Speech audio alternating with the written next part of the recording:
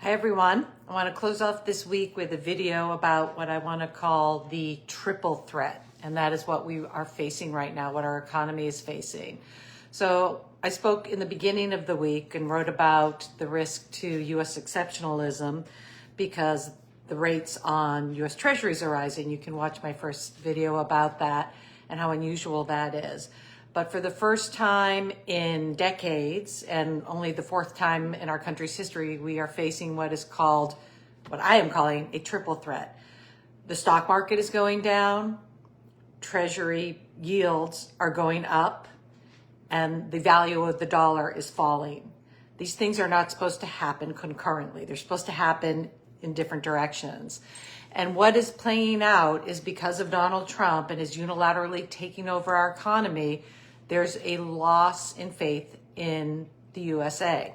It's just that simple. And that's why you saw this week, starting, starting on Monday, the price of treasuries going down and the yields going up. We talked about how that would question US exceptionalism. What typically happens, again, just to reframe, is that when people sell out of equities, they then go to safe harbors, which traditionally have been viewed to be US Treasuries and the dollar. And the exact opposite is happening. And people now, investors, view US Treasuries as a risky security. They view the dollar as risky.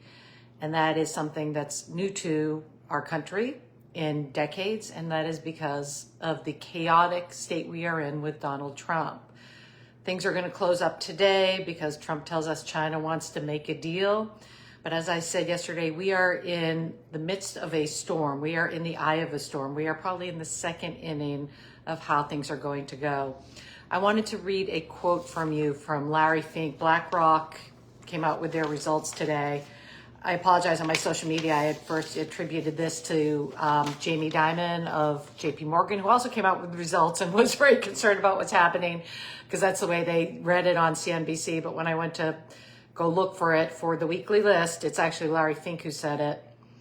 He said, "This is not a pandemic. This is not a financial crisis. This is something that we've created, we being Donald Trump.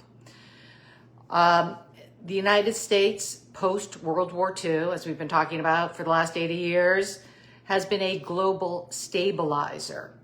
And that's, and right now we are a destabilizer.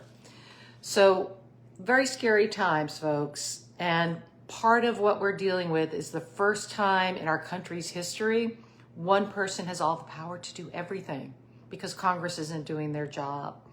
So I just wanted to kind of explain what is happening here. What happens again when rates go up, when US Treasury yields go up, it impacts us all. It means that when you go to get a mortgage for your home, it's more expensive. When you pay your credit cards, it's more expensive. That is because there's a loss in faith in the US as a safe place. There is some talk that part of the reason it could have been China retaliating, but China at this point, I know decades ago they owned a huge part of our US Treasuries. Right now it's only about 2%. So I think the rumors of what their power was to move US Treasuries is probably exaggerated. It's possible they had some part in it, but it would have been very small. What's happening now is something we talked about 4 days ago, but now Wall Street is following as well. There's a wholesale discounting of US Treasuries, and they are, for the first time in our lifetimes, being viewed as risky assets. So I just want to make everyone aware, and if you're thinking of this for your own investment and how you play this out, I just want to say we are very early innings, so do not feel like you're missing anything up or down. There's going to be a lot of volatility. The problem is we just don't know what this man who is making all the decisions until our Congress puts a check on him, what he's going to do next. And he's highly emotional and highly irrational. He could get angry at President Xi of China. Who knows what comes next? At the European Union, at Canada. Who knows what goes through this man's head or what they whisper to him on the golf course. But that is the concern going into the weekend, is to what comes out over the weekend, what comes out in the future. And we just have to, go through the storm and call our members of Congress and ask them to put a check on power, because this should not be in the hands of one person. So again, just to reiterate, the triple threat is the U.S. Treasury is going up at the same time the stock market is going down and the dollar is weakening. And again, usually people, when they're getting out of the stock market, they look to park their cash in treasuries. They're not doing that anymore. They're finding other places to park their cash, which is the end of U.S. exceptionalism. Because if we don't have these flows of funds, not only for us, things get more expensive. They get more expensive for our treasury, which means a bigger deficit, a loss in faith of the United States. So I will keep you all posted.